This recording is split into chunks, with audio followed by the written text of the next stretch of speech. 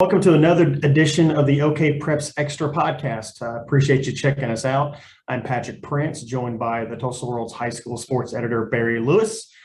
We sit down every Tuesday, have a little chat, and always fun for me to sit down and talk with you, Barry. What's new? I guess we're filming this on Tuesday afternoon, so in a couple hours you'll be headed to Booker T for a big time matchup between Booker T and Jenks. What do you think about that?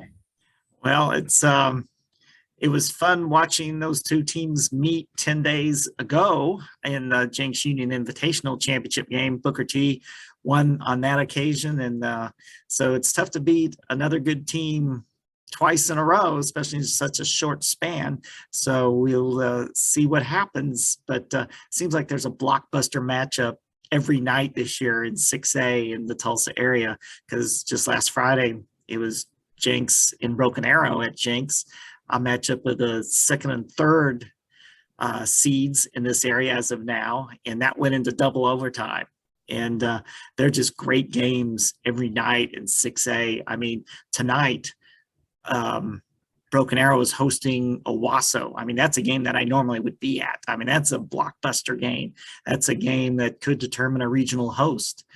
It's a matchup of 3 and 5 seeds as of this time, but that would be a great game, and it will be a great game. That'd be a game I'd want to see on any night, except it's going up against Jenks and Broken Arrow, the top two ranked teams in 6A East, and it seems that is happening so often this year, and that just speaks to the depth of the quality of play in 6A in the Tulsa area. It's the best it's ever been, at least in the past 10 years or so.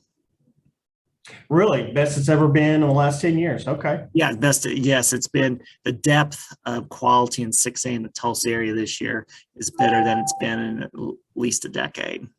So we talk a lot about, Booker T and Jenks, and of course you mentioned Broken Arrow. Is there a sleeper team in our area, maybe somebody we're not paying attention to that we should be?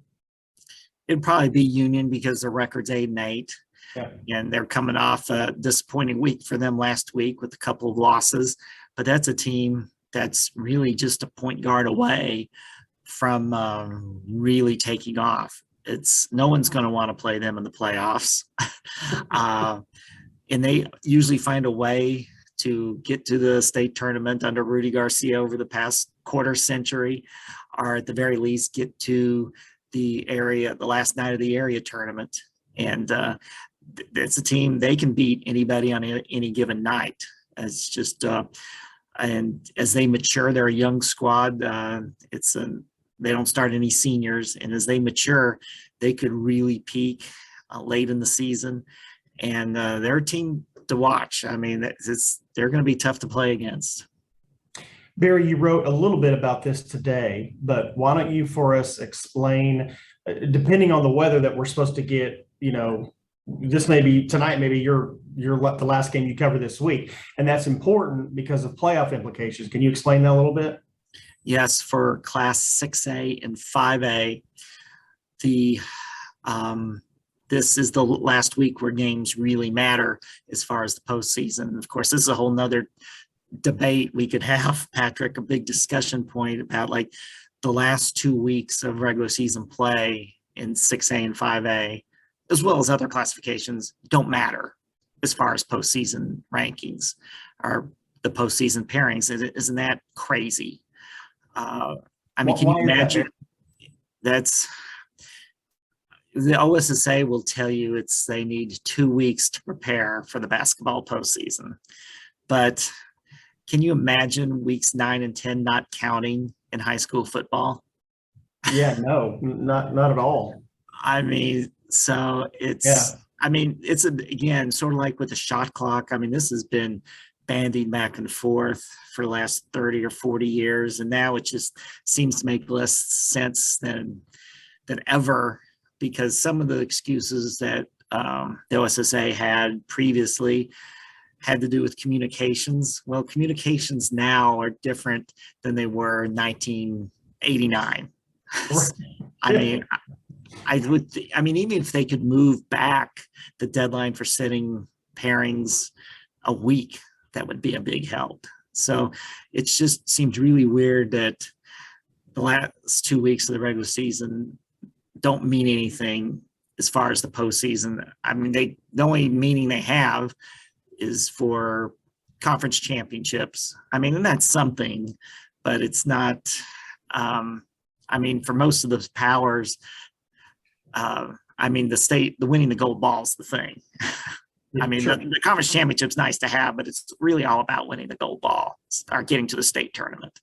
So it's very frustrating for a lot of coaches, and that they're in this situation, and especially in a situation like this where you could have a big game later this week that could be the difference between a team hosting a regional or not, but it's not. There's that potential it's not going to get played because of snow or because of the weather, and then that deadline next week's. You got one more vote of the coaches, and that's that'll be published next Monday, and that's what's going to be used to determine the postseason pairings. In 5A, Barry, Collinsville, and Memorial continue to do what they've been doing this year. Are they the clear-cut favorites in 5A? Like, would you be surprised if it doesn't come down to them, or is there somebody else we're not talking about? Well, on the east side, they look clearly the top two teams, especially Memorial, of course, no surprise. Yeah. I mean, they've been the best team in the past decade, and they've got another outstanding team. As far as statewide, of course, Del City beat Memorial in the Tournament of Champions. And then you've got Midwest City, Carl Albert. An intriguing team is Bishop McGuinness, traditional power. And if the weather holds up, a very interesting matchup Saturday afternoon at Memorial is the Chargers are scheduled to host McGuinness. So that would be a nice final game before the pairings are all set. So especially McGuinness is placed over here in the East. So that could have definitely determine who hosts a regional, although probably not. I think probably the top four teams are cemented in 5A.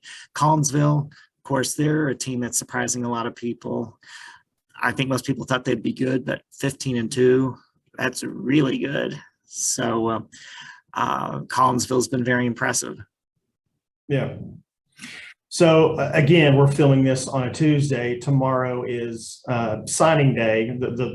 Now the later signing day. We had the first one in December, of course. Why don't you kind of brief us on where the Tulsa World will be tomorrow? Hopefully, weather permitting. Weather permitting. Everything is weather permitting. Because if school is canceled, if a particular school cancels classes that day, they're not going to have their signing ceremony.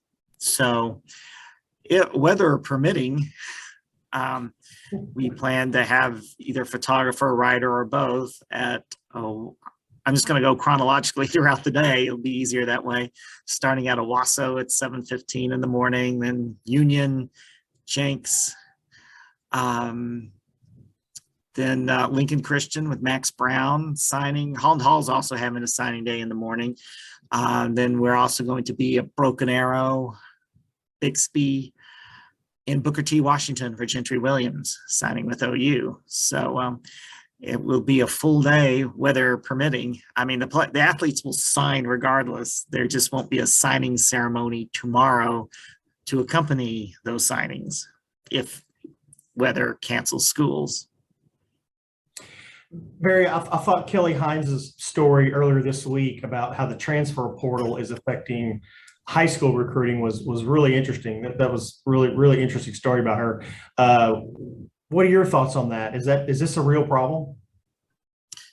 Oh, yes, it very much is. So for a lot of student athletes, not just in the Tulsa area, we did the focus on the Tulsa area because we're the Tulsa World, but you can see this as a problem throughout the nation where there are athletes who in a normal pre-COVID, pre-transfer portal situation would be getting major college looks, and they're not getting any. They're not getting any offers.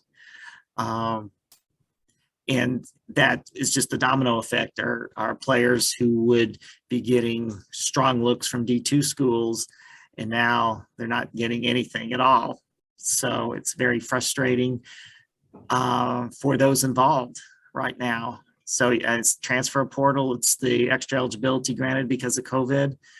And I can see I can see why athletes and a lot of senior quality football players are frustrated right now. Barry, why don't you give us an update on where we stand with All World?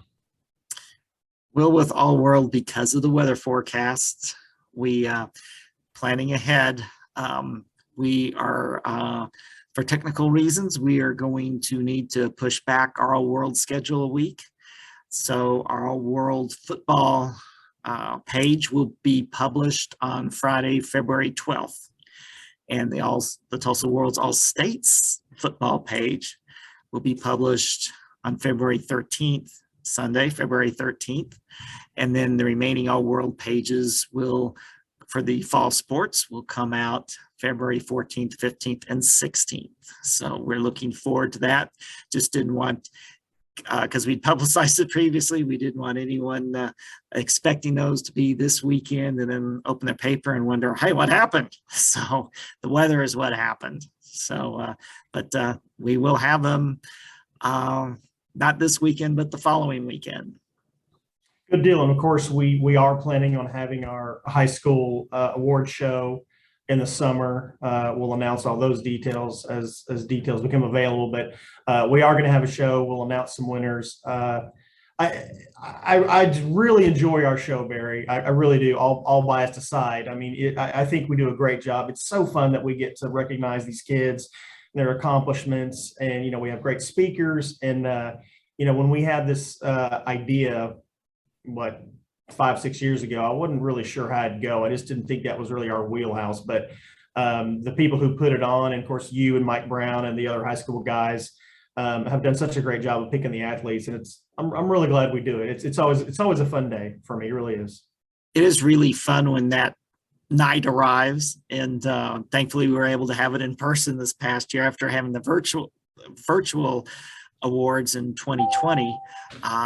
And it seems like it's just getting bigger and better every year. And last year we had a great speaker, Mike Boynton, OSU's basketball coach. And in the past, we've had some other great speakers, including Steve Larchin and Chris Harris Jr.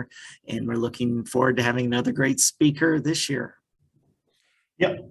All right. We'll cut it off there. We appreciate you listening to us. We'll be back next Tuesday. You can download us on Apple, Spotify, or Google. So we'll hope you check us out. Barry, appreciate the knowledge. We'll talk next week. All right. Thanks, Patrick.